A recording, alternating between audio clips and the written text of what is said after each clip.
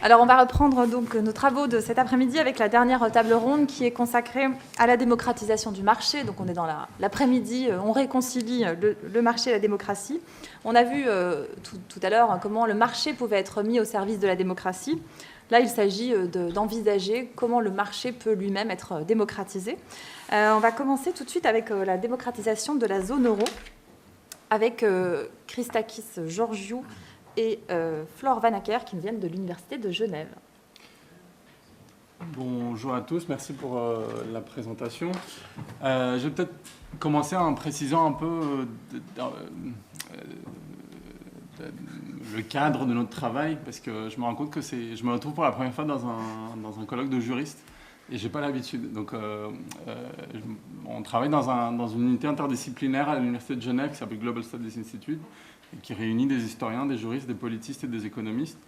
Et donc moi, je suis politiste qui travaille dans le cadre de l'économie politique, enfin, dans le domaine de l'économie politique de l'intégration européenne. Et Flore est juriste, plus juriste. Mais et voilà, depuis un an, on a des échanges réguliers dans le cadre de l'Institut sur la zone euro, l'évolution de la zone euro. Et donc on a une approche, vous verrez, interdisciplinaire. Et donc peut-être le registre tranchera en partie avec ce qui a été avec ce qu'on a eu dans les panels précédents. Notre sujet, c'est la démocratisation du système de la gouvernance de la zone euro et la problématique de la construction d'un fédéralisme parlementaire, en mobilisant la théorie que Flore utilise dans sa thèse, qui est la théorie des systèmes adaptatifs complexes. Ce sera la partie sur laquelle elle reviendra plus précisément. On va commencer avec un peu un constat de la dynamique centrale des évolutions du système de la gouvernance de la zone euro qui ont été introduites à partir de la crise de 2008-2012 et la mise en place de ce que j'appelle un fédéralisme exécutif asymétrique. Alors, je vais laisser nos amis prendre place.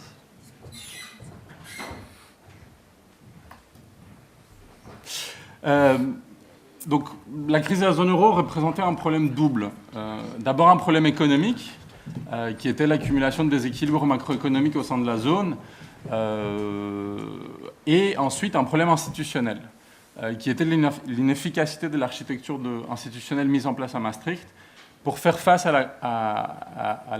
aux crises de la balance des paiements et à ces manifestations dans le cadre de l'union monétaire, qui, en 2008-2012, ont pris la forme du risque de crédit souverain, donc la possibilité qu'un État membre puisse faire défaut sur sa dette souveraine, et de l'autre côté, le risque bancaire, avec toute une série de systèmes bancaires dans les États membres déficitaires qui s'étaient retrouvés exposés à la fuite de capitaux, et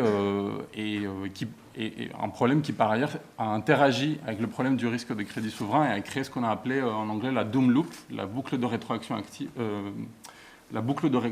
entre le risque souverain et le risque bancaire, et qui a déstabilisé le système financier de la zone euro. Et le système institutionnel mis en place à Maastricht était incapable de gérer ça parce qu'il n'y avait pas de mécanisme pour éliminer le risque de crédit souverain, et les mécanismes nationaux de gestion des crises bancaires s'étaient avérés inopérants face à des crises bancaires qui avaient pris de telles proportions que désormais seul un mécanisme européen pouvait efficacement gérer ces crises. Et donc la réponse qui a été apportée tout au long de la première moitié des années 2010 a été double. D'une part, une politique d'ajustement asymétrique pour corriger le problème des déséquilibres macroéconomiques, donc une politique de déflation salariale en particulier dans les États déficitaires, qui n'a pas été compensée par une politique reflationniste dans les États excédentaires, notamment l'Allemagne, où la dynamique salariale est restée faible et n'a pas pu tirer la croissance de l'ensemble de la zone de manière à faire que l'ajustement aurait pu être symétrique. Et pour ce qui nous concerne ici dans cette présentation, la deuxième réponse, la réconfiguration dans l'urgence de la distribution des pouvoirs entre le niveau fédéral et le niveau subfédéral dans la zone euro, de manière à corriger les insuffisances institutionnelles face au risque de crédit souverain et au risque bancaire, et permettre que ces risques soient gérés de manière à ne plus déstabiliser le système financier de la zone. Et donc les résultats institutionnels qu'on peut, grosso modo, rapidement résumer en 3 parties, c'est d'abord un transfert de pouvoir substantiel au niveau fédéral, que je vais détailler plus tard. 2, un effet de déséquilibrage démocratique de la zone euro, avec l'allongement de la chaîne de légitimité démocratique du système de prise de décision et le renforcement de la symétrie politique. Je vais expliquer pourquoi plus tard.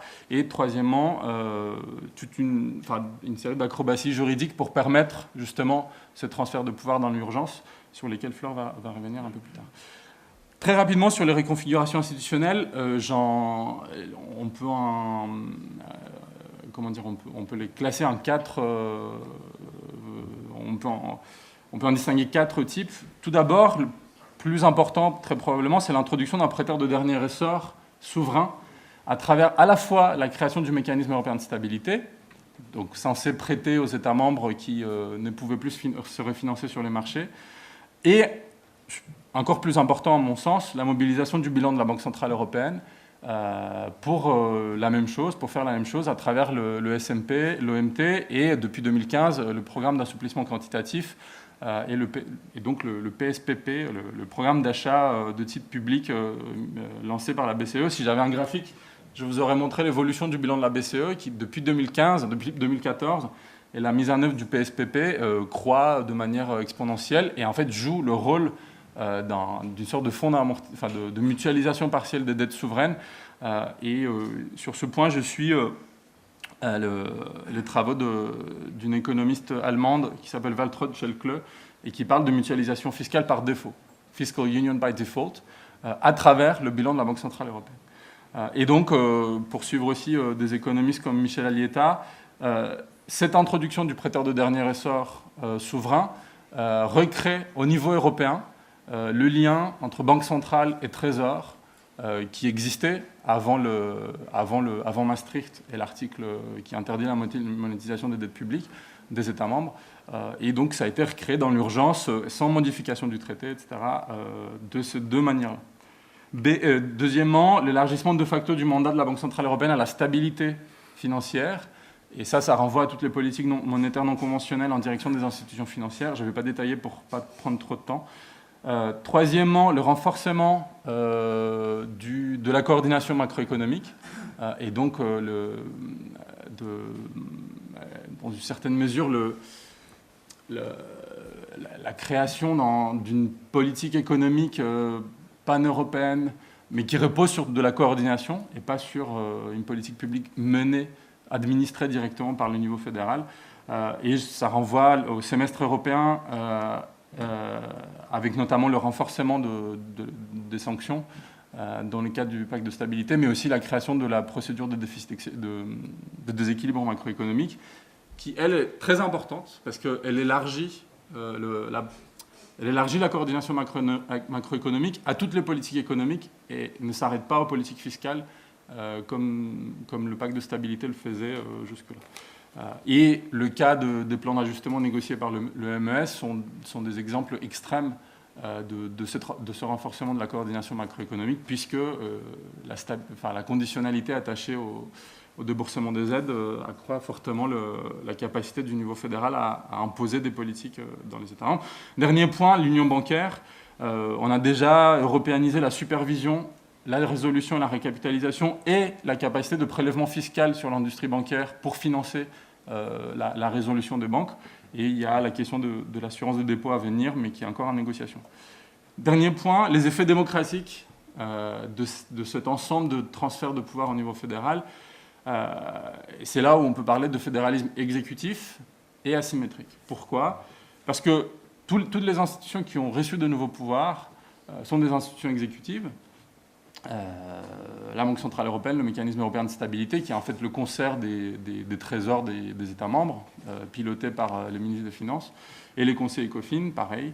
À l'exception de l'union bancaire, le Parlement européen n'a pas reçu des pouvoirs équivalents, soit de désignation des responsables exécutifs, soit de contrôle sur la manière dont ces politiques sont menées, à l'exception de l'union bancaire, puisque le mécanisme de surveillance unique et le conseil de résolution unique, leurs dirigeants exécutifs sont désignés par le Parlement européen. Et ce n'est pas un hasard, c'est parce qu'on a suivi la méthode, on est resté dans le cadre du droit communautaire mais Flore en parlera plus, parlera des aspects juridiques plus que moi. Et pourquoi ça a été le cas? J'identifie 3 types de raisons. D'abord parce qu'on a mobilisé des accords intergouvernementaux extérieurs au droit communautaire. C'est le cas pour le MES et le Fonds de résolution unique, qui est le fonds qui mutualise les prélèvements fiscaux sur l'industrie bancaire pour financer la résolution des banques. Et qui dit accords intergouvernementaux, dit aussi mise à l'écart du Parlement européen. Et aussi, ça c'est le 3e point. Voilà, ça c'est sur les accords intergouvernementaux. 2, le fait que des nouveaux pouvoirs ont été transférés tout simplement par la modification des pratiques et leur légitimation a posteriori par la Cour. Et c'est notamment le cas de la Banque centrale européenne et la question du prêteur de dernier ressort et du mandat, de la question de la stabilité du système financier. Et la 3e raison, c'est que là où on a utilisé le droit communautaire pour renforcer le niveau fédéral, à savoir la coordination macroéconomique, la procédure législative ordinaire ne s'applique pas. Le Parlement européen ne collégifère pas dans le cadre du semestre européen,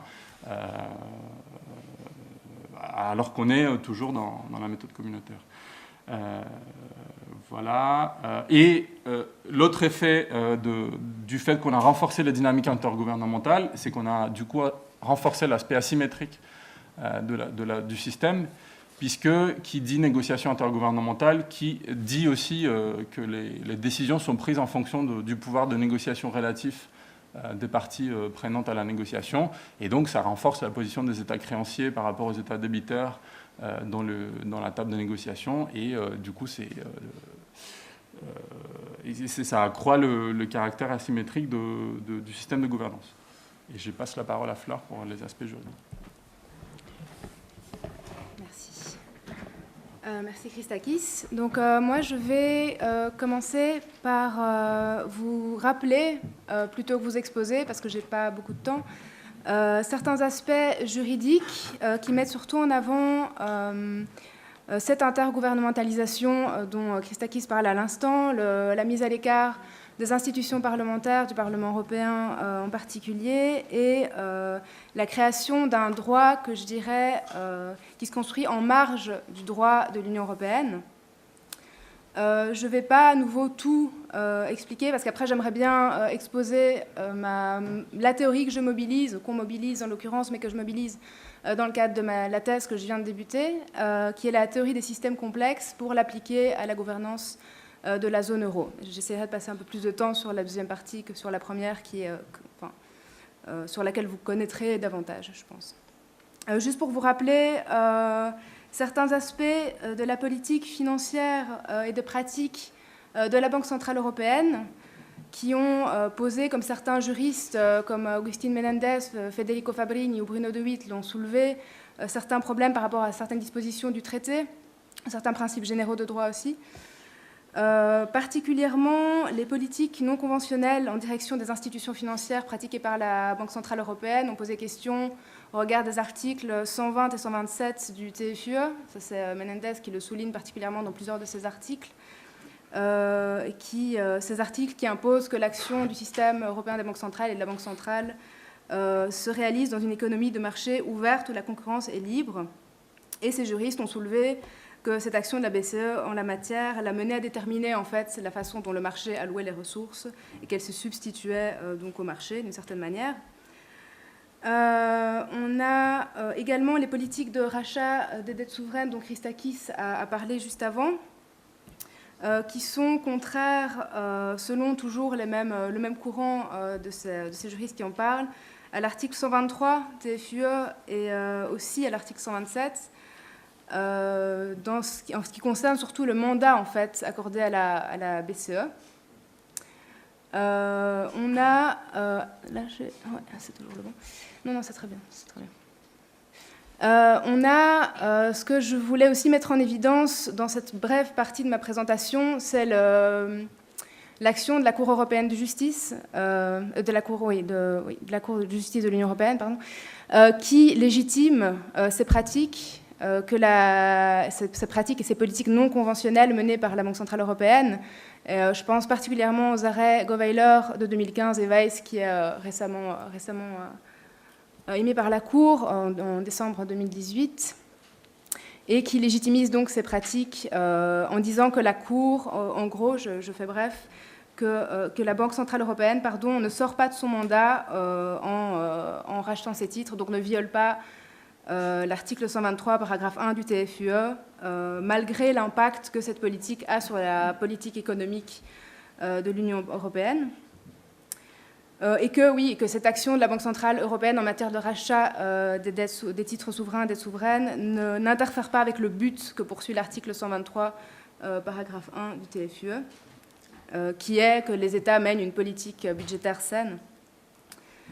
Ok, donc on va passer rapidement à ce qui concerne le mode de décision et de confection du droit hors Union européenne, plutôt de façon intergouvernementale, et qui met encore plus, je trouve, en évidence ce glissement vers l'exécutif, la mise de côté du parlementaire. On a, comme Christakis l'a dit, plusieurs traités intergouvernementaux qui ont été conclus, dont celui qui met en place le fonds de résolution unique. Celui-là, je ne vais pas en parler. Je vais me concentrer sur le mécanisme européen de stabilité. Ok.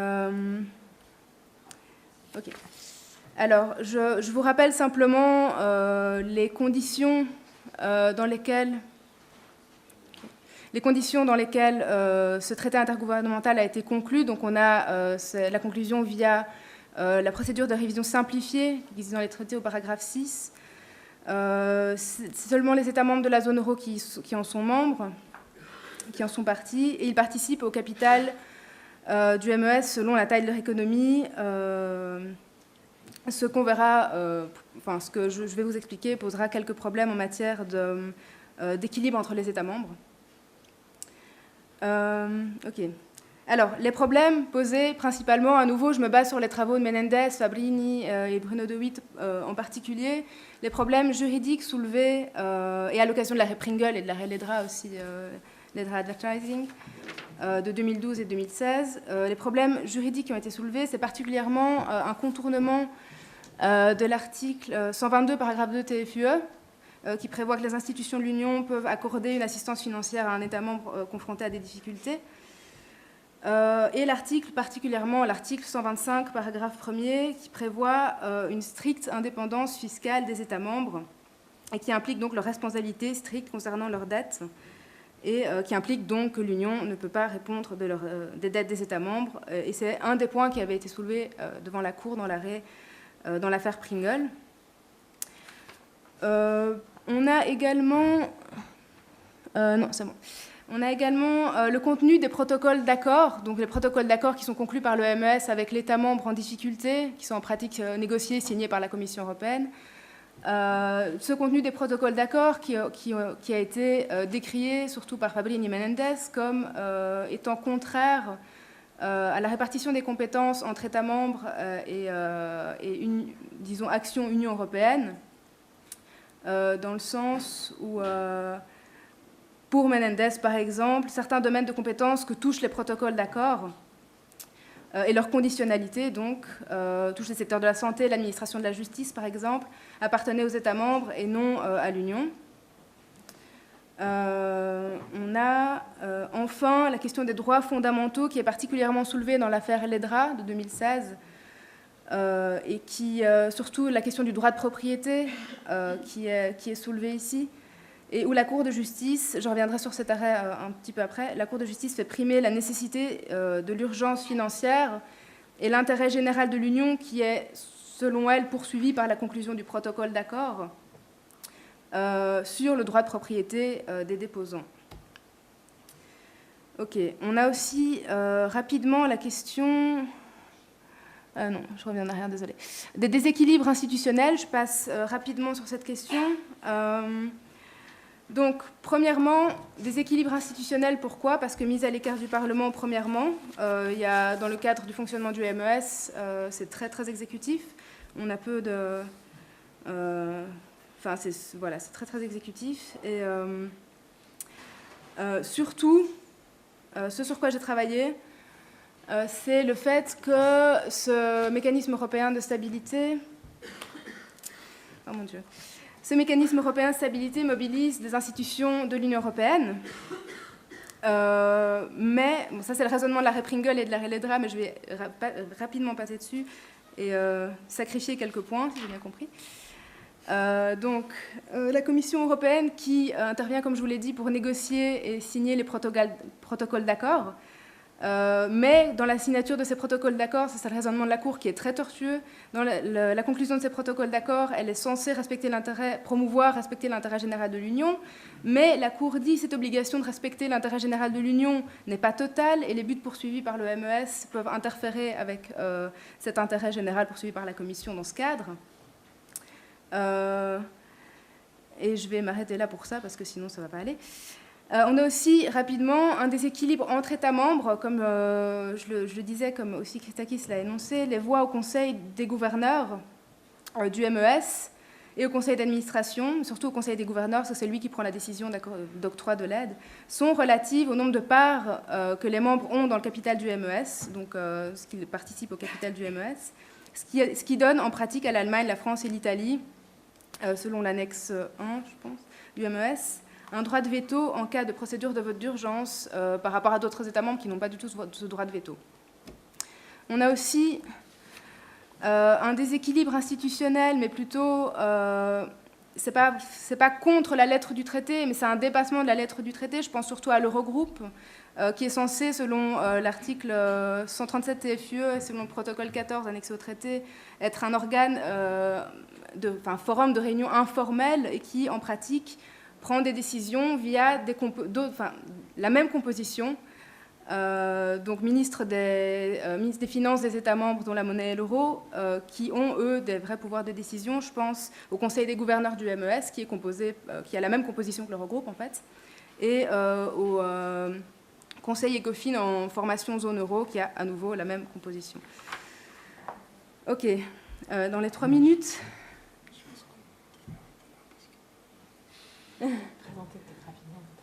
Oui, voilà, ok, d'accord. Ce que je mobilise, vous avez les infos sur le slide, donc je ne vais pas passer trop de temps dessus, comme ça Christakis a le temps de vous parler un petit peu. Si. Ok, d'accord. Ce que je mobilise dans le cadre de ma thèse, c'est la théorie des systèmes complexes, et j'applique ça à la zone euro.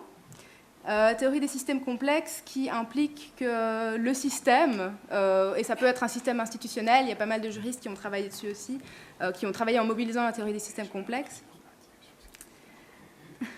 oui, et qui suppose que le système soit adaptatif, ce qu'on a vu dans le cadre de la zone euro, qu'il soit interconnecté, ce qu'on a vu aussi dans le cadre de la zone euro, qui soit auto-organisé, donc que les pôles soient moins hiérarchiques, mais plus par un mode de prise de décision diffus et diffusé entre plusieurs institutions, ici exécutives plutôt. Non-linéarité, je passe, caractère directionnel aussi, pour en arriver au concept de résilience sur lequel on voulait plus se concentrer dans le cadre de cette présentation, mais bon, soit. Et qui suppose qu'un système complexe, pour s'adapter à un choc, soit change d'état et puis revient à son état initial, soit change complètement d'état mais réorganise ses composantes, ici institutionnelles, internes, pour s'adapter à la perturbation qui peut être un choc financier, une crise systémique financière, par exemple. Ce concept de résilience, les juristes qui travaillent dessus mettent en avant surtout les notions de participation démocratique comme une composante du concept de résilience et de diversité institutionnelle, donc que tout ne soit pas, par exemple, délégué à une autorité exécutive, mais qu'il y ait une sorte de balance institutionnelle qui permette au système d'être résilient, justement. Et ce qu'on a vu ici, c'est que le système a été très résilient dans un premier temps, le système de la zone euro, en adoptant ces politiques non conventionnelles, en mettant en place ces mécanismes un peu hors UE, mais qui se basent quand même sur le droit de l'UE, mais très inventifs et un peu contestables niveau respect des traités. Donc il a été résilient dans un premier temps, mais là on voit qu'il y a une deuxième crise qui est plus interne, qui est une crise de légitimité. Et ce concept de résilience, justement, permet d'intégrer tout ce qui est équilibre institutionnel, parlementaire. Et une des pistes qu'on avait avec Christakis, c'était de passer d'un fédéralisme exécutif à un fédéralisme parlementaire afin de rendre résilient le système. En fait. Et là, je te laisse. Et je vais juste conclure pour ne pas présenter ce qu'on avait prévu de présenter, parce qu'on n'a pas le temps, mais vous donner l'esprit de cette dernière partie, qui était la partie normative, et qui est l'idée que la préservation de la zone euro a nécessité des transferts de pouvoir au niveau fédéral, mais dans la mesure où ça s'est fait dans l'urgence, ça a profité au niveau exécutif et ça a accru le caractère asymétrique du système. Et maintenant, l'enjeu, c'est de parlementariser ce fédéralisme qui a été mis en place. Et donc, il était question de toute une série de réformes pour accroître la capacité du Parlement européen, en particulier, à contrôler les 4 grandes compétences qui ont été acquises par le niveau européen que j'ai énuméré tout à l'heure. Je ne vais pas passer dans le détail sur ces réformes, mais l'idée, c'est de dire qu'il s'agit maintenant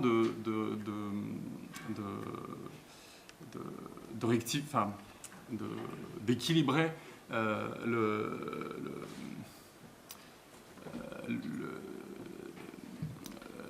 le caractère démocratique du système en accroissant les pouvoirs du pouvoir parlementaire face au pouvoir exécutif au niveau fédéral. Je m'arrête là, on pourra revenir peut-être dans la discussion sur les réformes individuelles.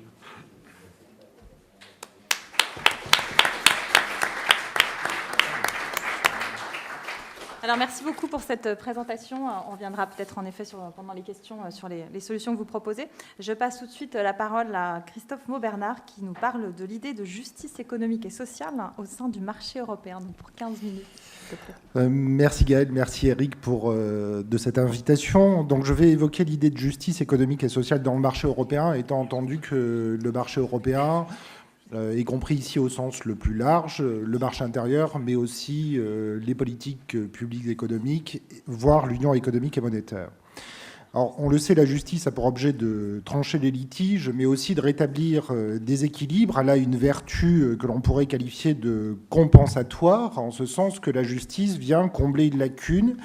Et donc, évoquer la justice économique et sociale suppose que des manques existent dans le domaine économique, et plus précisément en ce qui nous concerne, au sein du marché de l'Union européenne. Alors, ce constat n'est pas nouveau.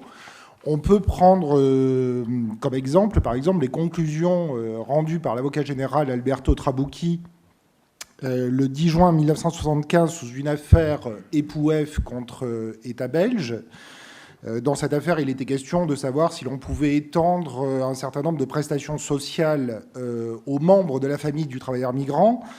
Et voilà ce que disait dans un paragraphe Alberto Trabucchi. Si nous voulons que le droit communautaire ne soit pas seulement une réglementation mécanique de l'économie, mais constitue un ordre juridique à la mesure de la société qu'il doit régir, si nous voulons qu'il existe un droit conforme à l'idée de justice sociale et aux exigences de l'intégration européenne au niveau non seulement de l'économie, mais aussi des peuples, nous ne pouvons pas décevoir l'attente plus que légitime du juge belge qui demandait précisément l'extension de cette protection sociale au profit des membres de la famille du travailleur migrant. Et ce que l'on voit aussi à travers cette formulation de l'avocat général Trabucchi, c'est que le marché, finalement, et on en a peut-être peu parlé, est une institution. Et dans la mesure où le marché est une institution, eh bien, il est possible de l'organiser, il est possible de le perfectionner, et si possible, de manière juste. Alors, peut-être une précision d'entrée de jeu, si je vais évoquer la justice économique et sociale plutôt que la justice sociale, qui est la notion retenue traditionnellement, c'est pour deux raisons.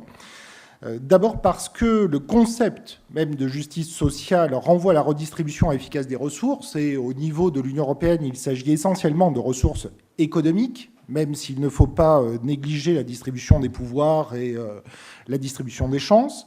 Et deuxième raison, c'est que les dimensions économiques et sociales se chevauchent, elles sont interdépendantes, Et par conséquent, même si le degré de compétence de l'Union est différent dans le domaine économique et dans le domaine social, les conséquences d'un domaine sont immédiates, si l'on peut dire, sur l'autre et vice-versa.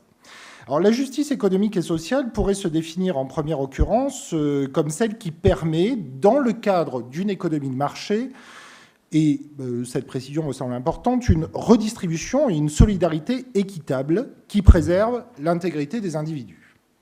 Alors, si on part de cette définition, qui peut être critiquée, j'en conviens, il faut s'interroger sur les sources potentielles de cette justice économique et sociale dans le droit de l'Union. On trouve, par exemple, l'article 2 du traité sur l'Union qui énonce les valeurs qui sont communes aux États membres dans une société, mais une société qui n'est pas définie, mais une société qui est caractérisée, dit l'article 2, par la justice et la solidarité, mais aussi la non-discrimination et l'égalité entre les femmes et les hommes. On trouve aussi des références à cette idée de justice économique et sociale dans l'article 3 du traité sur le fonctionnement de l'Union, qui évoque une économie sociale de marché hautement compétitive qui tend au plein emploi et au progrès social. Donc ça, c'est la magie du vocabulaire agglutinant de l'Union européenne qui peut mettre dans une même phrase du social, du marché, de la concurrence et du progrès social. Donc on perçoit ici aussi le côté très performatif du droit de l'Union européenne. Et enfin, une autre source qui est aujourd'hui extrêmement importante, ou une autre base, si vous préférez, c'est l'article 9 du traité sur le fonctionnement de l'Union européenne, qui impose aux législateurs de l'Union de prendre en compte les conséquences sociales à travers la mise en œuvre des différentes politiques, même s'il s'agit de politiques qui n'ont pas un effet social ou qui n'entrent pas directement dans le champ social. Autant dire que la justice économique et sociale apparaît à première vue comme une composante essentielle de cette société européenne. Bon. Pourtant, Olivier de Schutter a bien montré qu'une hiérarchie entre les objectifs économiques et sociaux était non seulement possible, mais même bien établie en droit communautaire, même si, après une première période communautaire où les finalités économiques ont pu prévaloir sur les finalités sociales, il y a eu un certain retournement, je ne parlerai pas de revirement, mais un certain retournement avec parfois des potentialités sociales qui peuvent s'imposer aux réglementations économiques. Mais j'aurais tendance à dire que ce renversement, il n'est que partiel et surtout, il est très sporadique. C'est-à-dire qu'il intervient de manière très casuistique dans certains arrêts de la Cour. Je prendrai un seul exemple, l'arrêt de Clerc de 2014 à propos des travailleurs détachés. Et pour bien montrer d'ailleurs que cette hiérarchie continue à exister et que les finalités économiques prévalent encore sur les finalités sociales, on peut se référer aux textes les plus récents, s'y référer en creux aux textes les plus récents qui peuvent renvoyer aussi à l'idée de justice économique et sociale. Par exemple, la Commission a adopté le 26 avril 2017 une communication qui s'intitule « Mise en place d'un socle européen des droits sociaux ». Ce socle européen des droits sociaux a été proclamé le 27 novembre 2017 par la Commission, le Conseil de l'Union européenne et le Parlement européen. Mais ce socle des droits sociaux, finalement, il est très limité. D'abord parce que sa portée est une portée essentiellement politique et pas juridique. Et d'autre part parce que, curieusement, dans ce socle européen des droits sociaux, il n'est pas fait référence à l'idée de justice sociale, mais à l'idée d'équité sociale, qui est un concept, j'y reviendrai, plus statique que celui de justice.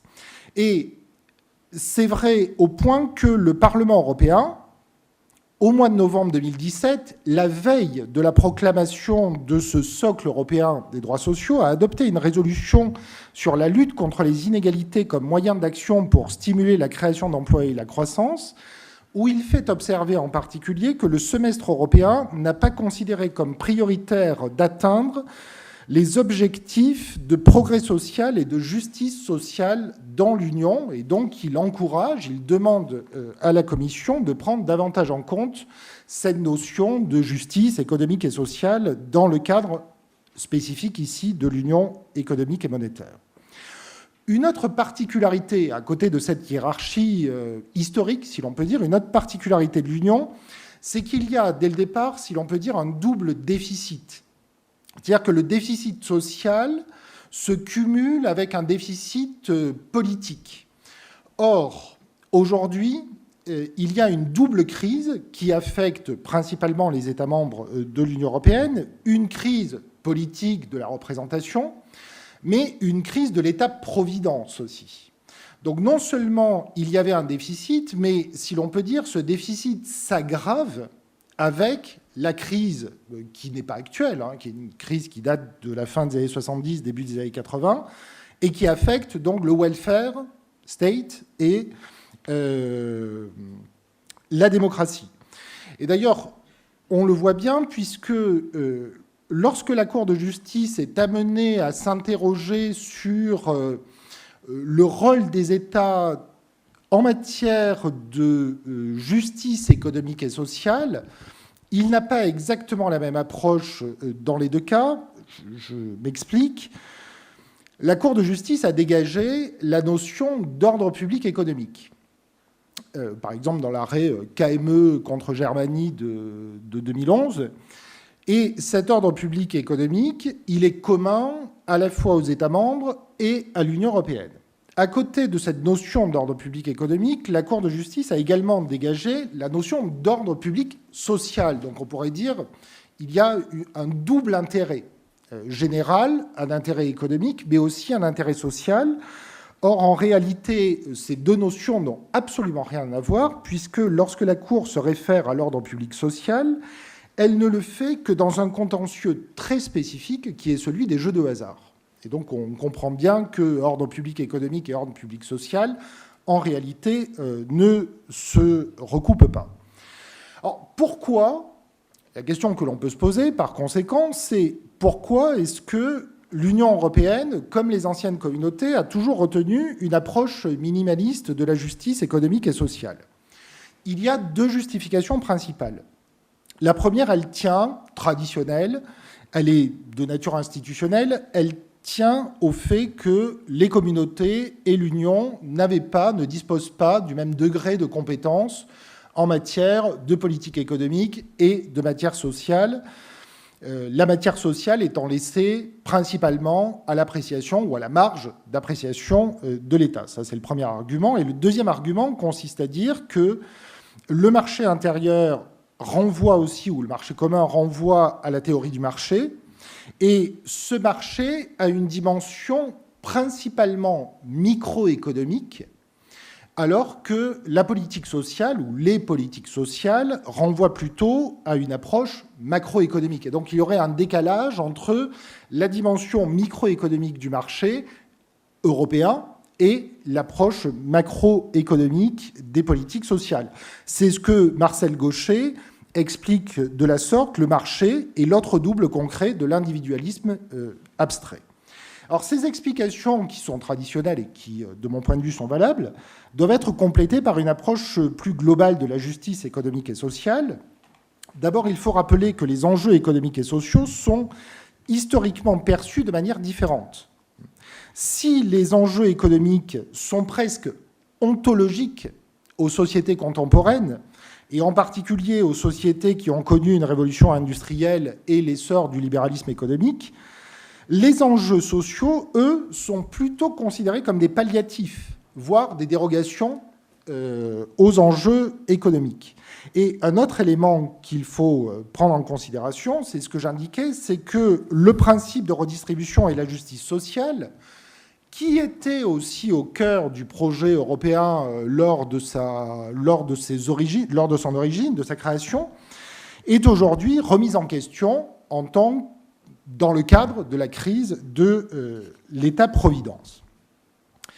Alors, il me reste 2 minutes. 2 minutes 3 minutes. 3 minutes.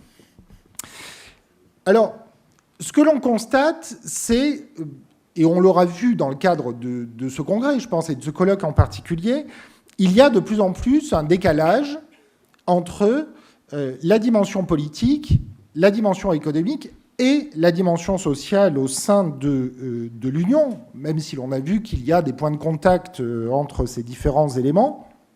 Or, si l'on se réfère aux travaux de Karl Polanyi, et en particulier à son ouvrage majeur, La Grande Transformation, son enseignement principal consiste à dire qu'il y a un danger majeur lorsque les sociétés doivent faire face précisément à cette séparation, intentionnelle ou non, entre politique, économique et sociale.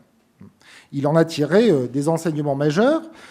Or, le problème principal, c'est que précisément, cette séparation, elle vient du fait que le marché est un marché conçu comme étant autorégulateur, comme s'autorégulant.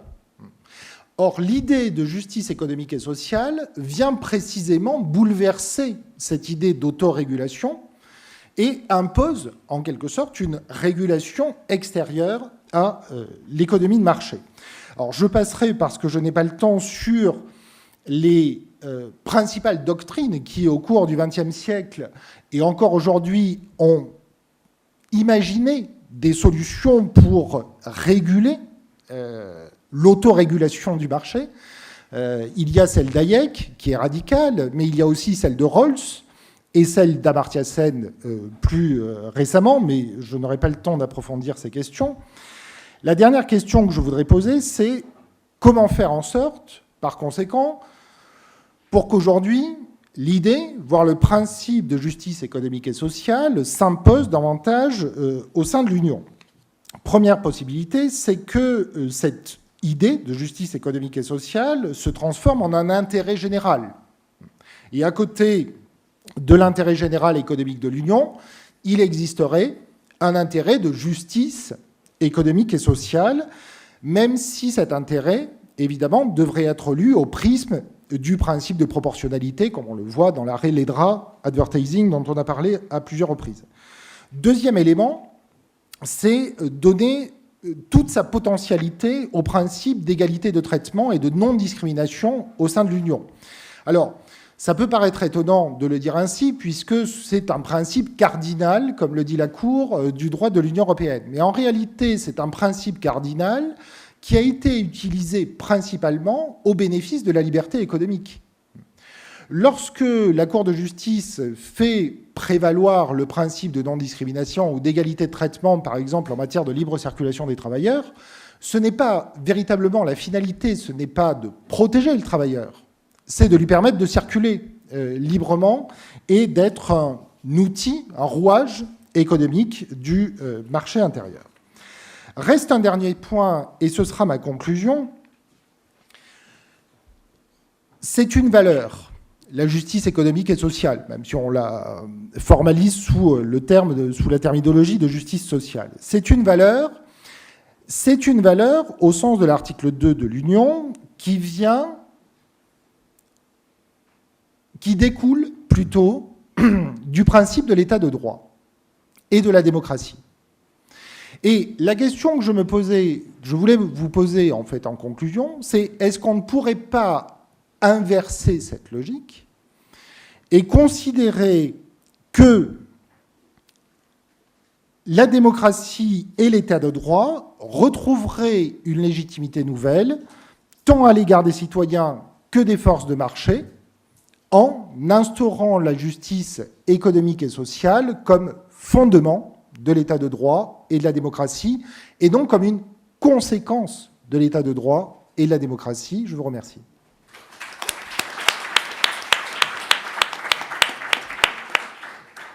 Merci Christophe. Donc, je passe maintenant la parole à Dominique Ritling pour la dernière intervention sur la démocratie par la démocratie sociale. Merci Madame la Présidente, merci cher Gaël, merci à Eric. Merci à Eric aussi pour m'avoir invité à ce très beau colloque. Alors, la question que je vais essayer de traiter est la suivante.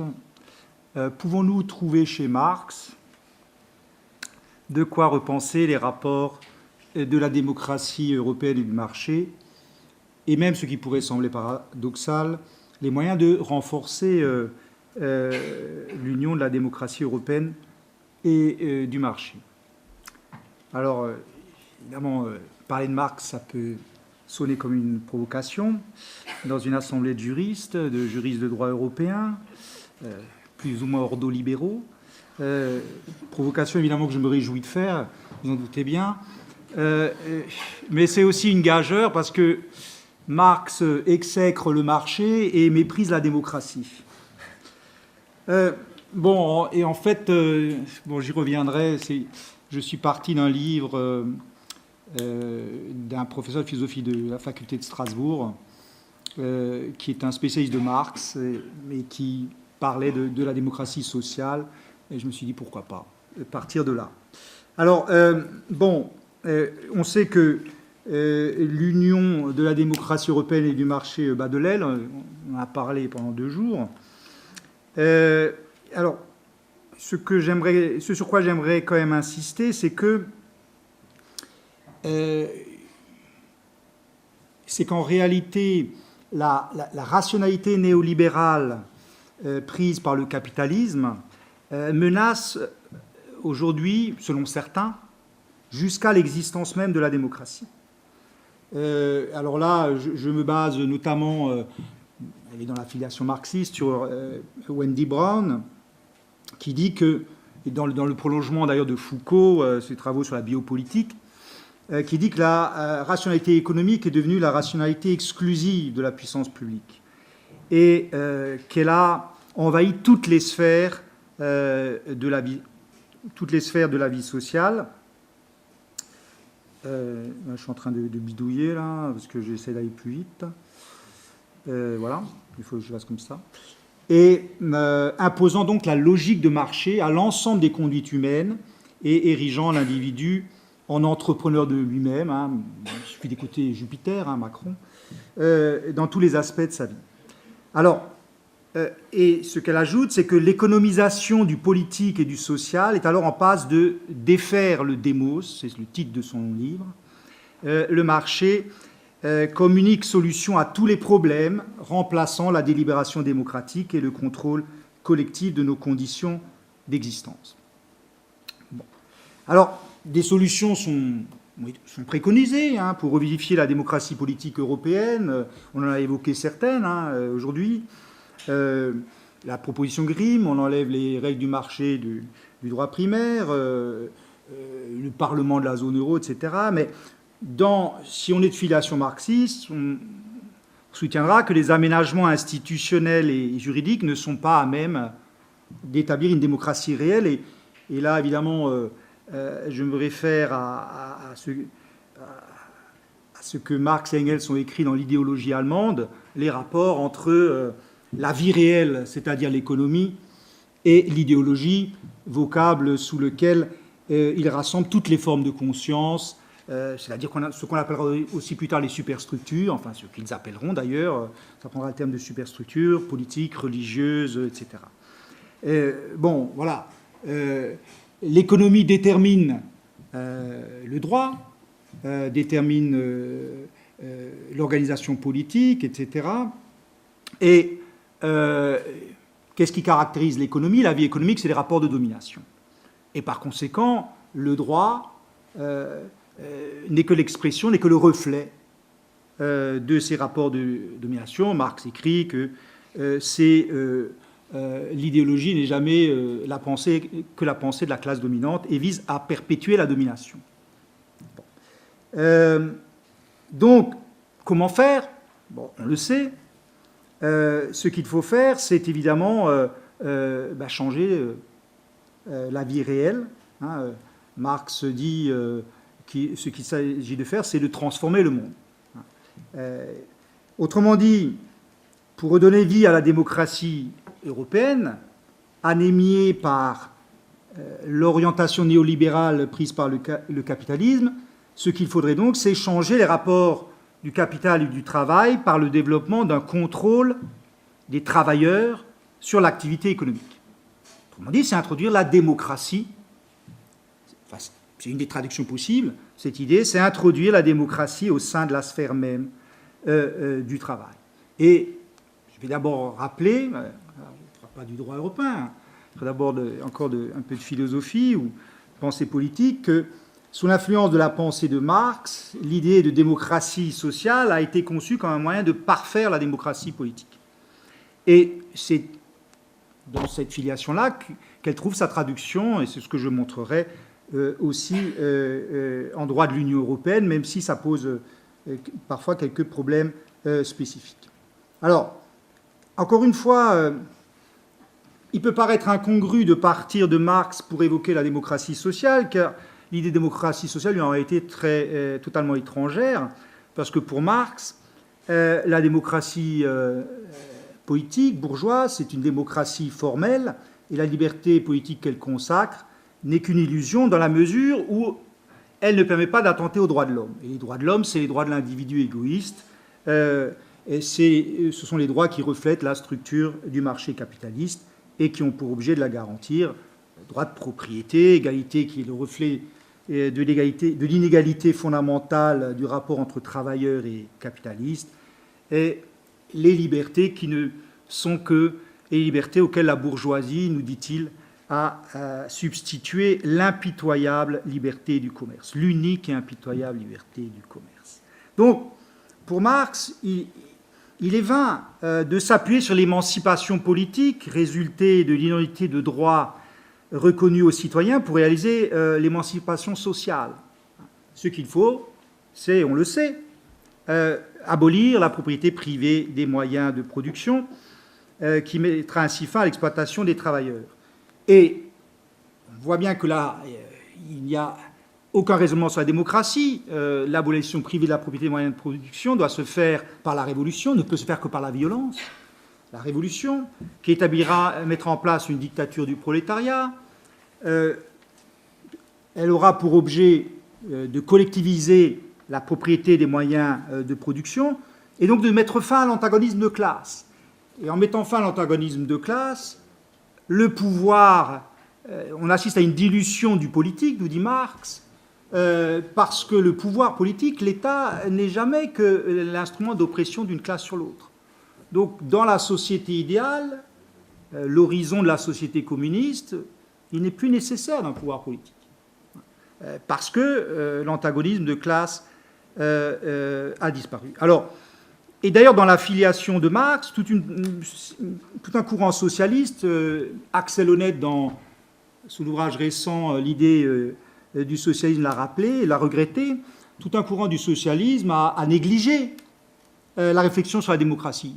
Ils se sont concentrés sur la sphère économique et comment la transformer. Mais Frank Fischbach, dans un article récent, rappelle qu'il y a un autre courant du socialisme, tout aussi vivace, dont l'ambition a été d'étendre la liberté politique à la sphère économique afin de donner à la démocratie un contenu social réel. Donc, loin de contester l'autonomie de la liberté et de la démocratie socialiste, démocratie politique, ce courant socialiste les ont vus comme un socle à partir duquel peuvent être réalisées la liberté, l'autonomie et l'égalité également dans la sphère économique. Donc l'émancipation sociale est conçue comme ce qui s'ajoute à l'émancipation politique, afin de la parachever. L'objectif est de compléter la démocratie politique par une démocratie sociale, mais en partant de la première, c'est-à-dire en s'appuyant sur les droits de l'homme, qui, dès leur proclamation, avaient un sens plus profond que celui que leur prêtait la bourgeoisie, l'affirmation de l'égale dignité de chaque individu et l'égale liberté de chaque individu, portant en elle l'exigence de suppression de toute dépendance économique. Autrement dit, ce projet-là, pour ce courant du socialisme, ce n'est pas de nier la démocratie politique, encore moins de revenir sur elle, c'est d'étendre la démocratie et les droits fondamentaux qui en sont la précondition à l'ensemble de la vie sociale et des rapports sociaux. Et là, on revient à Marx tout de même, car on retrouve là l'influence de la pensée de Marx. Les socialistes considèrent que pour réaliser la démocratie sociale, il faut partir de la sphère dans laquelle les individus font l'expérience de leur dépendance réciproque et de leur complémentarité mutuelle, c'est-à-dire l'enceinte du travail, l'enceinte du lieu de travail et du lieu de production. Le changement sociétal doit venir de la base. Voilà. D'où les utopies des socialistes associationnistes, les phalanstères de Fourier, les utopies de Richard Owen de Robert Owen, pardon. Voilà. Alors, mais récemment, à nouveau, Frank Fischbach, dans un magnifique ouvrage, Le sens du social, a plaidé pour la transformation de la sphère du travail en un espace démocratique de coopération au sein duquel les participants peuvent décider ensemble de la nature, de l'objet, des moyens, de la durée et de la forme du travail. Développement de la démocratie au sein même du travail, à même de nourrir, selon lui, une culture démocratique ancrée dans des pratiques sociales réelles et qui, en se propageant aux autres espaces publics, stimulerait le développement d'une véritable forme de vie démocratique. Donc il y aura en quelque sorte un cercle vertueux.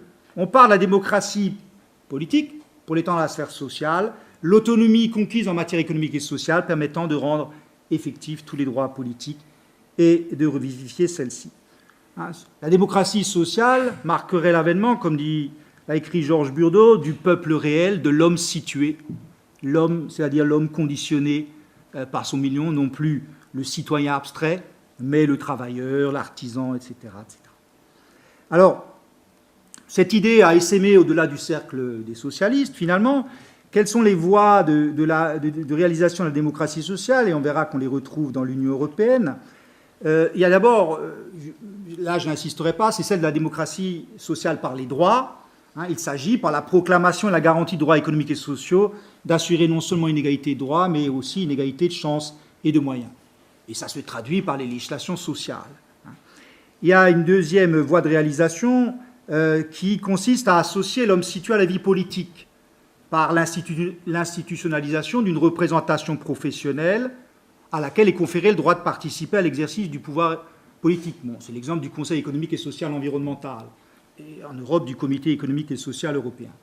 Et enfin, et c'est le plus intéressant, la troisième voie, c'est celle de la reconnaissance aux travailleurs d'un pouvoir de contrôle sur les conditions de leur activité économique. Alors, cela peut se traduire au niveau national par la participation déterminante des organisations représentatives des travailleurs à l'élaboration des législations du travail, les fameuses conventions collectives. Et cela peut se traduire au niveau local, cela se traduit au niveau local par le droit des travailleurs de participer à la gestion de l'entreprise. Et là, c'est inséparable d'une offensive contre la propriété. Alors, pour Marx, le contrôle des travailleurs sur le travail, ça passe par l'abolition de la propriété privée, moyen de production. Si on veut rester dans l'Union européenne, ce n'est pas de ça qu'il s'agit. Il s'agit d'un compromis entre le principe libéral de la propriété privée et la démocratie sociale, et ça se traduit par une distinction entre la propriété pouvoir et la propriété avoir, et qui illustre le mécanisme de la cogestion, de manière emblématique. Voilà pour l'idée. Alors comment ça se traduit en droit européen? Très rapidement. Deux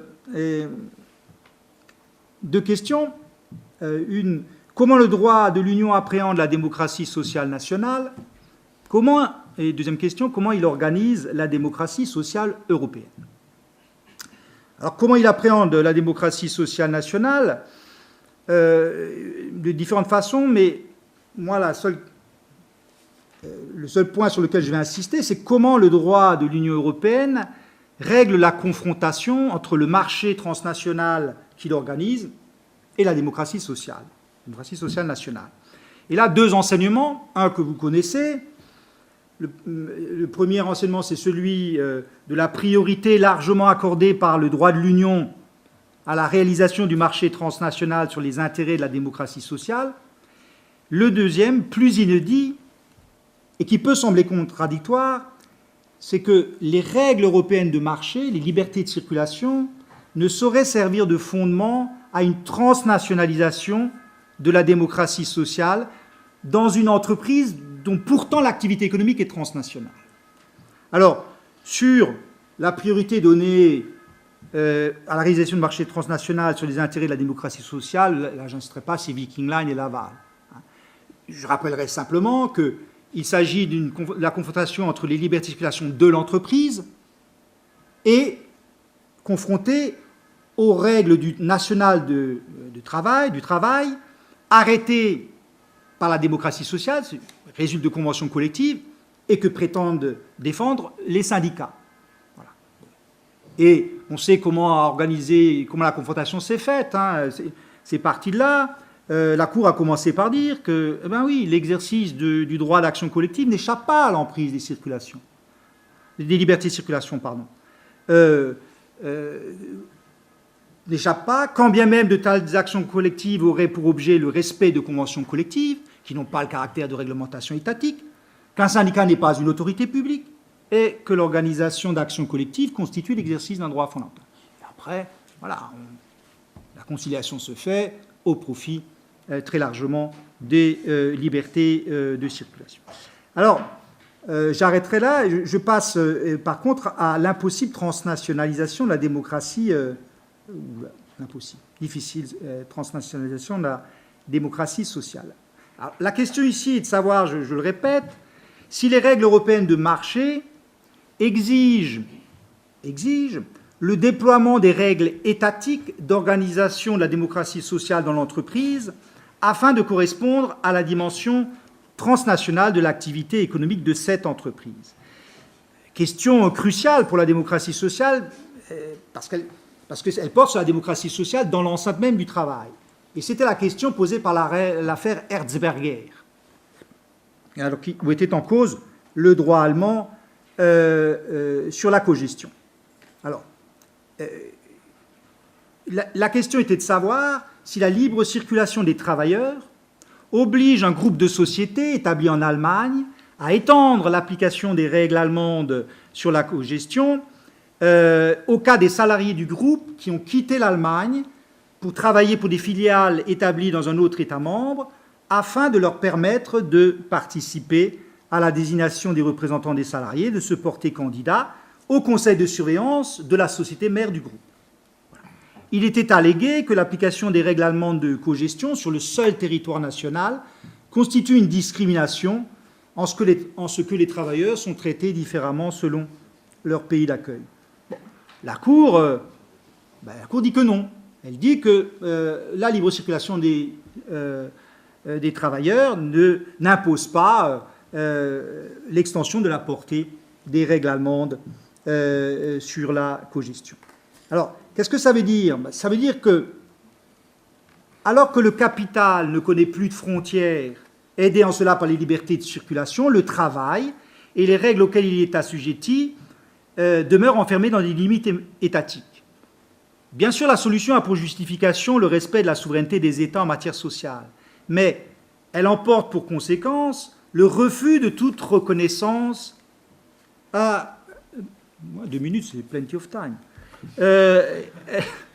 Elle emporte néanmoins pour conséquence le refus de toute reconnaissance à la collectivité transnationale de travailleurs. À moins que le droit national en décide autrement, la démocratie sociale reste territoriale, empêchant les salariés de constituer une représentation en accord avec le périmètre transnational de l'activité de l'entreprise. Il y a un divorce entre la réalité de la communauté de travail et sa représentation. Il en résulte que les salariés d'un même groupe de sociétés qui, usant de sa liberté d'établissement, a créé des filiales dans différents États membres, voient leur mode de représentation collective varier en fonction de leur état d'emploi.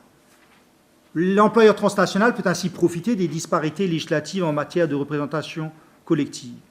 Il en résulte encore que le conseil de surveillance de la société mère peut continuer à prendre des décisions de portée transnationale affectant l'ensemble des salariés du groupe, tout en ne représentant qu'une partie d'entre eux, les salariés travaillant en Allemagne.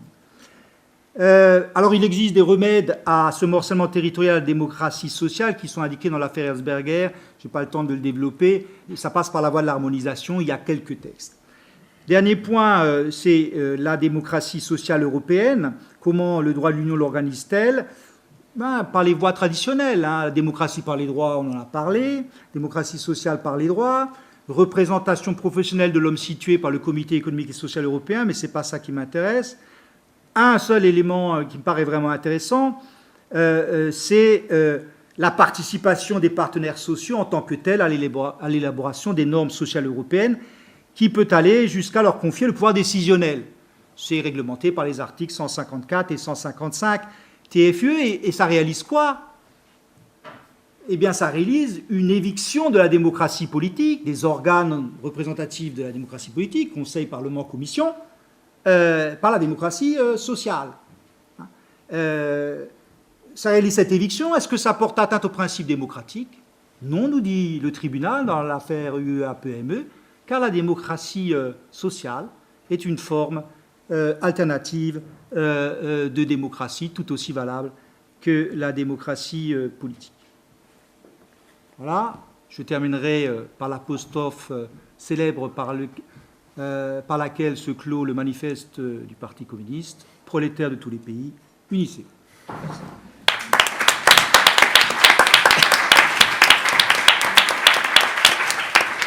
Merci, cher Dominique, de ces propos très impertinents et à la fois pertinents. Il y aurait beaucoup de choses à dire. J'ai promis de garder le temps et je voudrais laisser la parole à Ekaterini Angelaki, donc de l'Université de Strasbourg, notre lauréate du prix Pierre-Henri Tedjen, qui a le rôle de discutante. C'est à vous. Merci beaucoup. Je tiens à remercier de mon tour les organisateurs du colloque pour avoir renversé les rôles en quelque sorte et pour avoir distribué finalement le rôle le plus difficile aux jeunes chercheurs, le rôle du discutant. Et donc,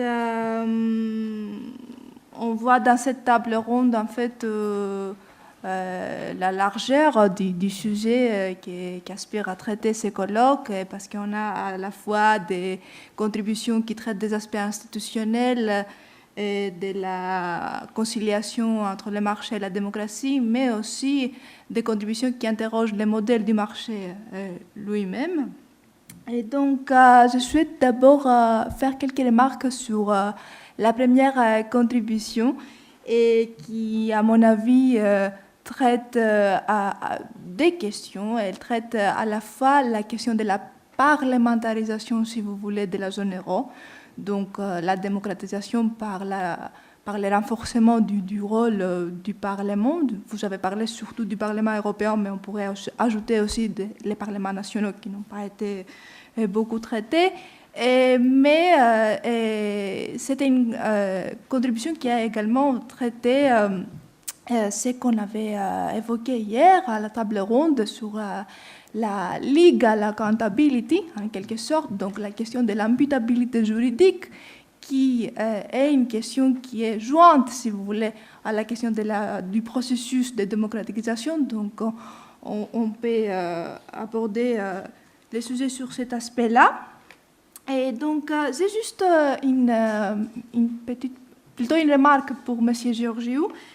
Et vous avez parlé du fédéralisme exécutif, je le comprends peut-être au sens d'Habermas, donc au sens du renforcement du rôle des exécutifs nationaux au sein des instances intergouvernementales de l'Union. J'aimerais bien avoir votre définition du fédéralisme asymétrique et voir en fait quelle est la définition qu'un politiste donne sur le fédéralisme asymétrique, parce que vous avez parlé aussi du fédéralisme asymétrique. Et j'aimerais également ajouter un élément. En fait, vous avez parlé du Parlement européen et vous avez dit que le Parlement n'a pas vraiment reçu de pouvoir. Je ne suis pas tout à fait d'accord en fait avec cette lecture des réformes après la crise, parce que le Parlement a reçu un pouvoir d'information, si vous voulez. Et donc, on a des dialogues qui ont été mis en place. Et d'ailleurs, on voit ce processus de démocratisation qui se met en place, pas uniquement au niveau horizontal, vous avez parlé uniquement au niveau du Parlement européen, mais pour justement utiliser votre exemple sur l'union bancaire, on a un processus de parlementarisation qui se met en place également au niveau vertical, parce qu'on a l'association des parlements nationaux, à la fois dans le cadre du mécanisme de résolution unique, mais aussi dans le cadre du Conseil de résolution unique. Et j'ai aussi une petite question ou remarque en fait pour Madame Vanacker. Et vous avez fait une lecture de l'arrêt Pringle et vous avez évoqué un déséquilibre institutionnel. Alors, moi, je ne les comprends pas tout à fait parce que, à vrai dire, à mon avis, dans l'arrêt Pringle, la Cour de justice est partie justement du principe de l'équilibre institutionnel pour valider finalement les accords intergouvernementaux conclus à la marge du droit de l'Union. Et ensuite, au niveau de votre proposition sur la complexité, sur les théories du droit complexe, je trouve que c'est vraiment une manière très intéressante pour aborder des sujets. Donc, effectivement, votre compatriote François Host pourrait vous donner des pistes à creuser, parce qu'effectivement, la théorie du droit complexe, leur objectif, c'est justement comment gérer une diversité, le pluralisme qui se crée dans le droit. Et au niveau de la démocratie, pour revenir à la démocratie, les liens avec les théories de la complexité, à mon avis, il faut mettre dans la discussion l'aspect du citoyen aussi. Et donc, je me demande si finalement, après la crise, toutes ces réformes n'ont pas créé plutôt un déficit d'information qu'un véritable déficit démocratique, parce que le droit devient plus complexe, il se démocratise, il se parlementarise, mais en même temps, il devient de moins en moins accessible, enfin, au moins sa compréhension pour ce qui concerne le citoyen. Et une dernière remarque, et je passe ensuite aux deux autres contributions. Alors, lorsque j'ai lu le titre de votre communication, j'ai pensé tout de suite sur le projet des traités de démocratisation de la zone de l'Europe. C'était l'ancienne version. Maintenant, on parle d'un traité de démocratisation de la gouvernance économique et sociale de l'Union européenne et pas uniquement de la zone euro. Et donc, ça pourrait être aussi une piste. Je souhaiterais vous attendre sur ce projet. Qu'est-ce que vous pensez? Oui, je sais qu'on est à la fin et on n'a pas beaucoup de temps. Et donc, j'ai juste une petite question pour M. Beaupernan. Et vous avez parlé du socle européen des droits sociaux. Et donc, c'est plutôt une question de quelqu'un qui découvre la matière. Donc, quelle est la normativité de ces socles européens et comment elle peut être mise en œuvre, en place. Et vous avez évoqué justement l'idée de l'équité sociale. Et vous avez dit que c'est un concept plus statique, c'est ça? Et donc, je souhaiterais vraiment avoir votre lecture sur ce concept. Et encore une dernière remarque sur Marx. Pas sur Marx, donc je passerai directement sur le droit. Et des remarques. Et première remarque sur votre hésitation sur le titre de la deuxième partie. Donc, finalement, à votre avis, la transnationalisation de la démocratie sociale est difficile ou impossible du point de vue de l'Union? Parce que les termes ne sont pas neutres. Et donc,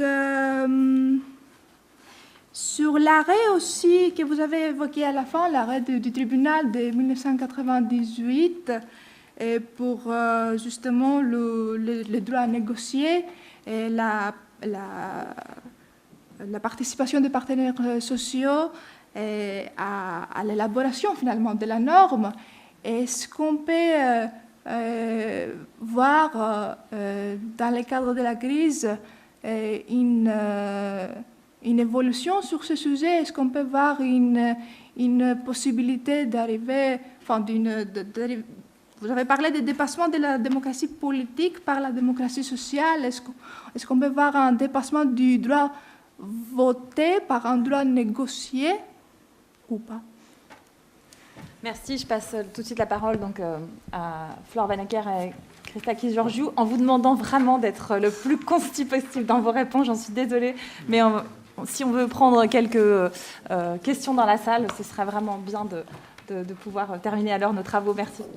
Très rapidement, du coup, sur les droits d'information du Parlement, oui, c'est vrai, j'aurais dû en parler. Mais en effet, ça reste en retrait par rapport au pouvoir effectif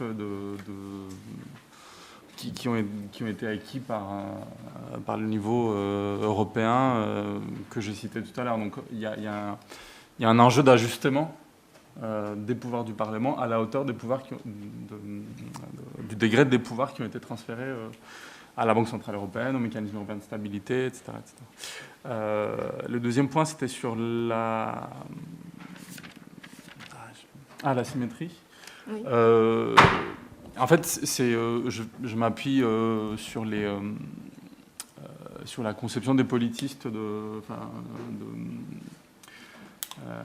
sur la théorie de la négociation, qui est très courante en sciences politiques et qui est mobilisée par les théoriciens de l'intergouvernementalisme libéral pour expliquer la production des politiques publiques européennes, et qui consiste à dire que dans la mesure où dans une enceinte intergouvernementale, ce qui régit la dynamique de production du droit, de politique publique, etc., c'est le pouvoir relatif de négociation de chaque État autour de la table.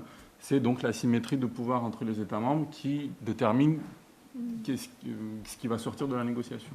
Et donc, dans la mesure où le transfert de pouvoir vers le niveau européen s'est fait dans un cadre intergouvernemental et pas dans un cadre supranational, ça accroît la symétricité du système, et c'est un peu à ça que je faisais référence. Après, il y a la question du traité de démocratisation de l'Union européenne de Piketty, mais je pense que ça serait un peu trop long de revenir là-dessus. Donc je ne vais pas le faire. Okay, alors pour rapidement répondre aux deux questions que tu posais, il y avait la première question relativement à la REP Ringel. Ce que je voulais mettre en fait en utilisant l'EDRA aussi, celui de 2016, c'était mettre en évidence le fait que le MES n'est pas une institution de l'Union, la Cour l'a clairement dit, mais on a ce rôle hybride de la Commission européenne qui est censé promouvoir l'intérêt général de l'Union, mais qui est censé aussi négocier et signer l'accord et surveiller la conditionnalité, finalement, donc l'application du protocole d'accord par l'État membre concerné.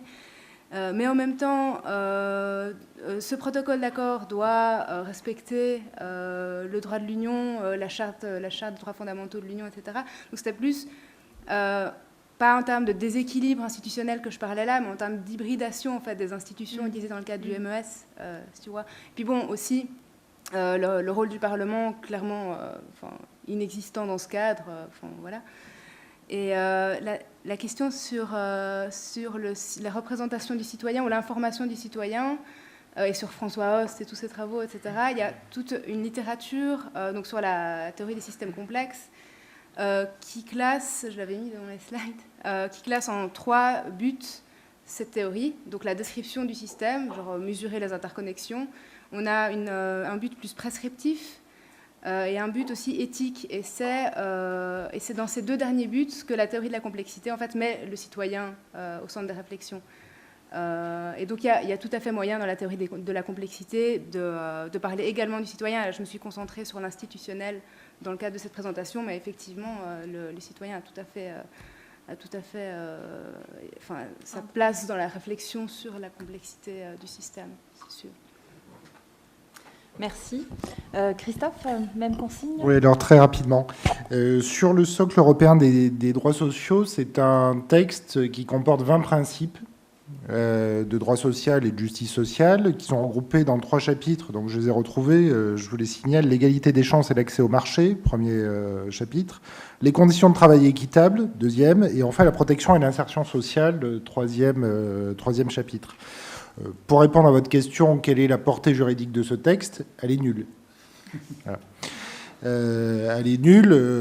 Alors, elle est nulle. Je parle de la portée juridique. Ça a une portée politique. C'est la déclaration de Göteborg, etc. Mais quand on voit ce que fait la Cour déjà des droits et des principes sociaux, économiques et sociaux de la Charte des droits fondamentaux, qui n'est plus proclamé, mais qui est rattaché aux droits primaires, on peut quand même se poser des questions sur des principes, on ne parle pas de droits, mais de principes de ce socle économique et social. Ce n'est pas totalement inutile non plus, et ça répond, enfin, je ne veux pas anticiper sur la réponse, évidemment, de Dominique, mais la Commission, sur la base de la déclaration de Göteborg, a proposé au printemps dernier de renforcer la prise en compte des demandes des partenaires sociaux dans l'élaboration de la législation sociale européenne. Voilà. Donc c'est une communication qui s'adresse évidemment aux autres institutions, mais qui s'adresse aussi à l'ensemble des partenaires sociaux au niveau européen pour les encourager à faire des propositions à la Commission pour renforcer, améliorer, étendre cette dynamique sociale. Voilà. Donc c'est comme toujours ces textes en droit de l'Union, ça n'a pas vraiment de portée juridique au départ, mais ça peut avoir des incidences politiques, notamment sur les équilibres existants. Alors, la deuxième question, je vais être encore plus rapide. Pourquoi je disais que l'équité sociale, ça a un côté, mais c'est peut-être contestable, hein, un côté plus statique que la justice sociale, c'est que la justice sociale, a priori, ça fait intervenir un tiers. Et ce tiers, si c'est par exemple la Cour, peut finalement proposer une interprétation dynamique de la justice sociale. L'équité, en réalité, c'est plutôt laissé à l'appréciation des parties. Voilà.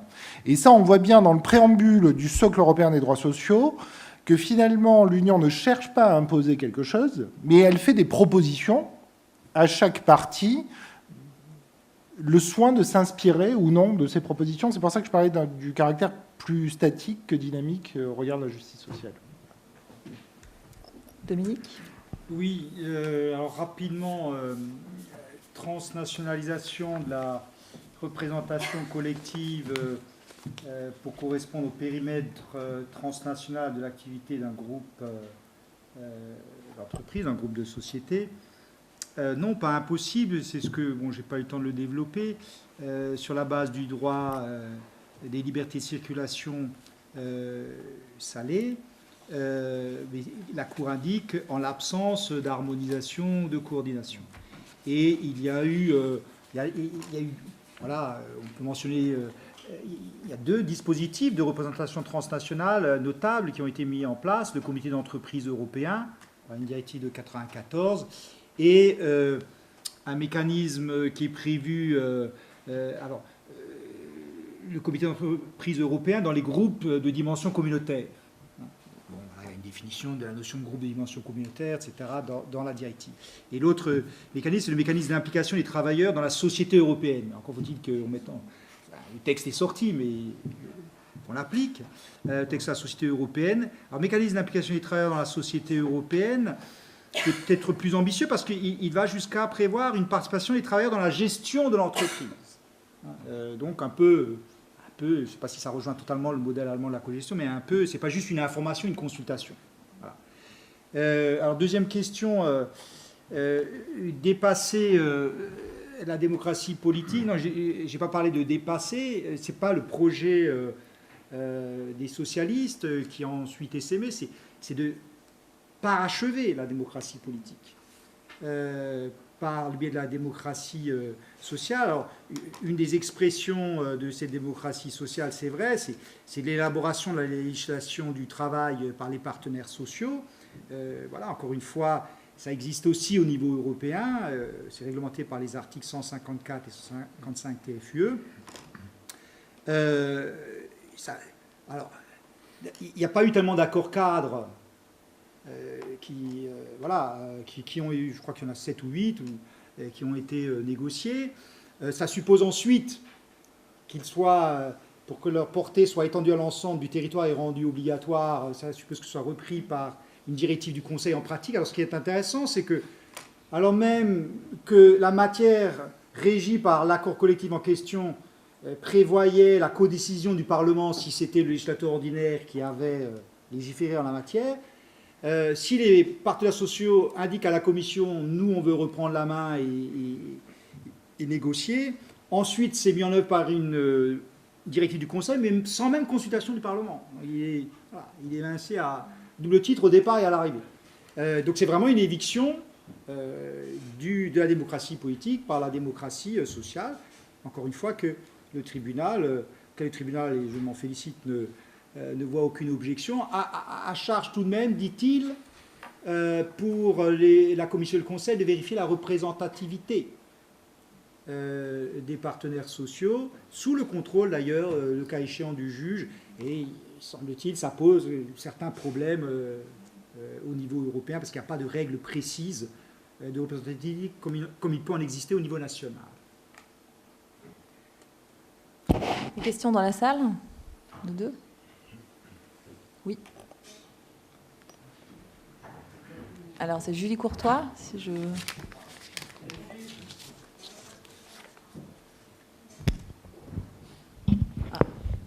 Oui, merci. J'ai une question courte, comme on dit avant de faire une question longue.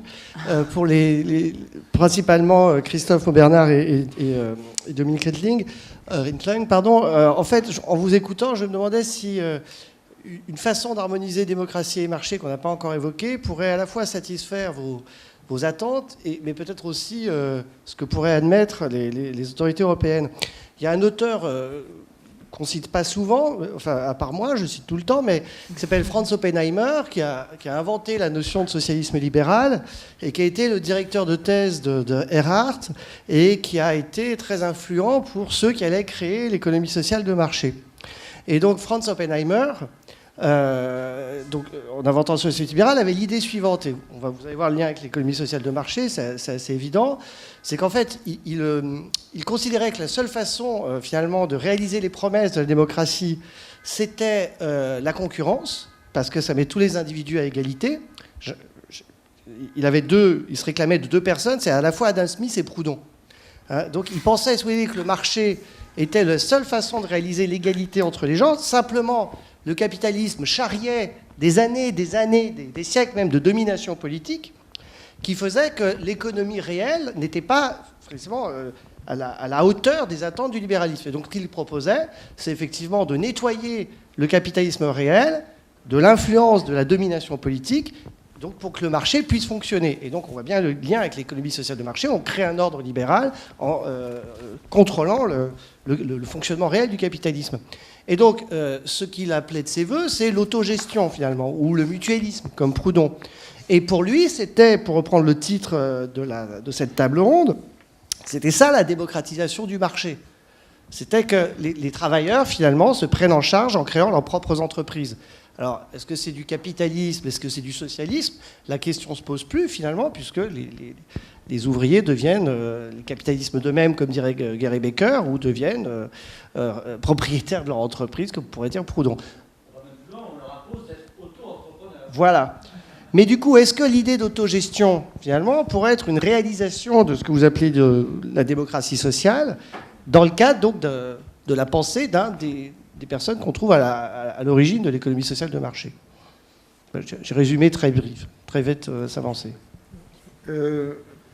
Oui, sans doute, même si un des autres penseurs français de l'autogestion, il a écrit l'ouvrage 76, c'est Rosan Vallon.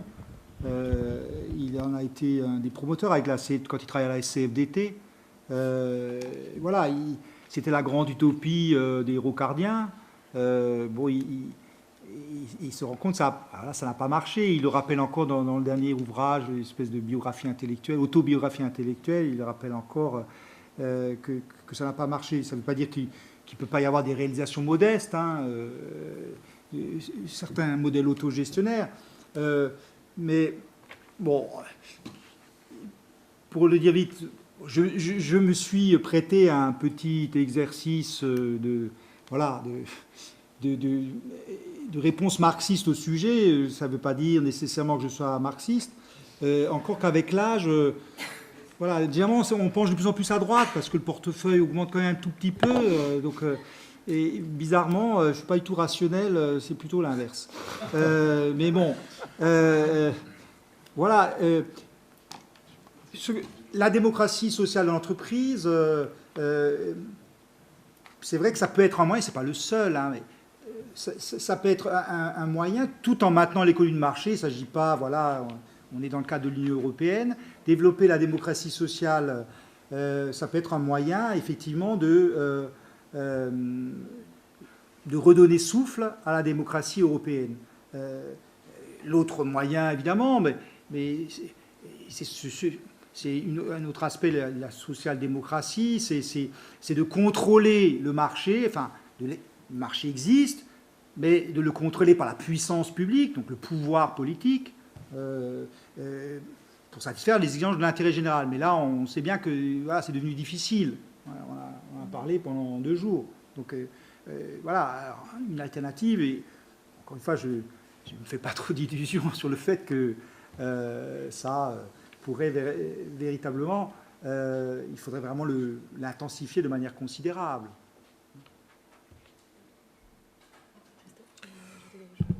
L'autogestion, c'est intéressant parce que ce n'est pas incompatible avec ce que j'indiquais tout à l'heure, l'idée que l'approche est d'abord une approche microéconomique. Et effectivement, l'autogestion serait plutôt une approche par la microéconomie que par la macro. Donc il pourrait y avoir une certaine compatibilité. Maintenant, à la lecture de l'article 3, qui fixe les objectifs de l'Union, le progrès social est toujours soumis à une économie de marché hautement compétitive. Donc peut-être que la limite, ce serait celle-ci. C'est-à-dire qu'il faudrait démontrer que l'autogestion est aussi compétitive à un degré relativement élevé pour être compatible, si l'on peut dire, avec les objectifs de l'Union. Voilà. Et on n'est pas vraiment sur ce modèle, puisque on le voit bien à travers certains arrêts de la Cour. Je crois que c'est hier, quelqu'un a évoqué un travail intéressant probablement sur les théories économiques auxquelles se réfère la Cour implicitement. Il y a quand même une théorie à laquelle elle se réfère beaucoup, enfin, où il y a eu une incidence très très forte chez certains avocats généraux, en particulier en matière de concurrence, c'est l'école de l'efficiency law, de l'efficacité du droit. Et cette école, elle est née aux États-Unis, à travers l'étude du régime américain de la concurrence par des juristes et par des économistes.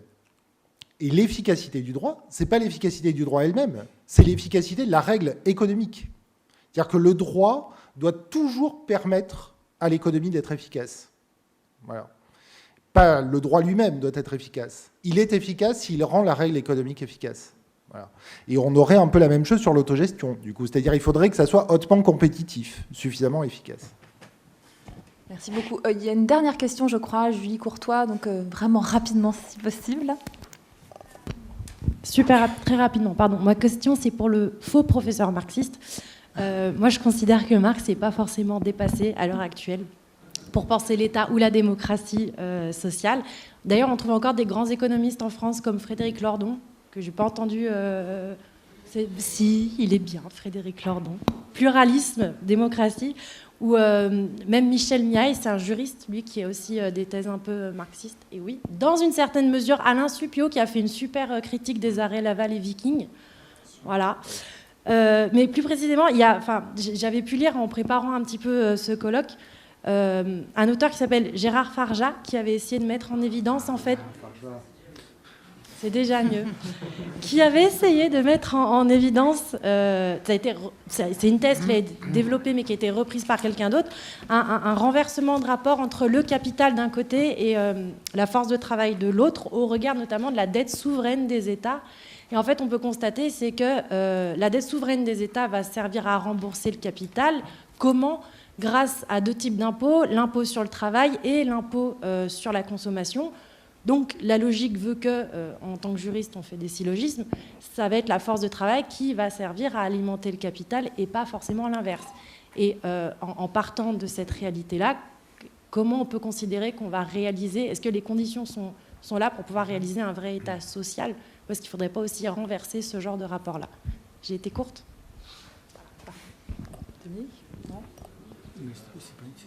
C'était pas véritablement une question, en fait, c'est une remarque conclusive. C'est une remarque, oui, mais savoir si, en fait, à partir de ce postulat, on peut quand même atteindre cette démocratie sociale. Ou est-ce qu'il faut changer? Question trop large. Valérie veut répondre. Désolée. Hein. C'est très bien, c'est parfait. En vous écoutant, Dominique et Christophe, je me demandais si tout ce que vous avez dit ne se retrouve pas dans les objectifs de la PAC et que si on screenait bien la réalisation de la PAC, on aurait peut-être des réponses aux questions qu'on s'est posés. Parce que dans la PAC, les objectifs, c'est meilleur revenu pour les agriculteurs, biens de consommation accessibles à tous, et cet équilibre. Alors le hautement compétitif, on sait que la PAC, elle a rarement... saurait si l'agriculture européenne était hautement compétitive, mais voilà, cette espèce de conciliation entre le bien individuel et le bien de tous, normalement, c'est la logique de la PAC. Sauf que si on regarde, ça n'a pas super bien marché. Non, mais en vous écoutant tous les deux, je me suis dit, c'est marrant. Enfin, les leviers que vous mentionnez correspondent aux objectifs une grande partie des objectifs de la PAC. Et du coup, on a essayé. Non, non, mais...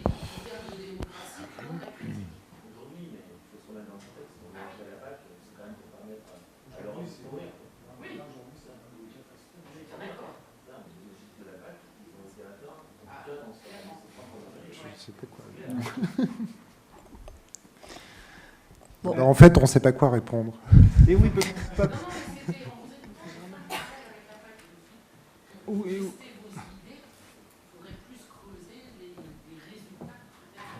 ouais.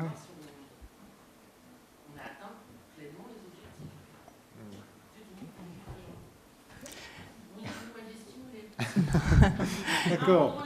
Bon, très bien. Si la stimulation était présente, en effet, à cette heure tardive, je crois que on va clôturer donc ce congrès, 25e congrès de l'AFE maintenant. On passe le relais donc à Lille et Valenciennes. Moi, je vous remercie bien entendu tous d'avoir été présents aujourd'hui, hier. Et je vais laisser la parole à Isabelle qui tient à dire quelques mots pour l'AFE, justement. Dernière petite chose que j'ajoute, c'est pour vos contributions écrites, puisque on les attend aux alentours du 30 octobre, on va dire. L'édition qui va nous publier n'est pas encore connue, puisque la CEDES va essayer de trouver, d'après ce que j'ai compris, un éditeur qui pourrait éditer tous les actes des congrès. Donc à suivre pour le nom de l'éditeur, mais je vous enverrai tout ça par mail. Isabelle, tu as Oui, je vais pas prendre la parole longtemps, je vous rassure tout de suite, mais bon, le président de l'AFE, Loïc Grard, a dû partir un petit peu avant la fin de nos travaux, donc il m'a demandé de dire un petit mot de conclusion, donc je vais le faire, bien volontiers d'ailleurs. Et alors je voudrais juste dire une seule chose, c'est que je voudrais remercier au nom de la CEDES, enfin de l'AFE maintenant, puisqu'elle a été baptisée AFE ici au Congrès de Lyon. Remercier évidemment toute l'équipe de Lyon pour avoir organisé ce bel événement, en particulier Gaël Marty, Éric Carpano et puis Madame Gervasoni, la cheville ouvrière, sans laquelle rien n'est possible, je suppose.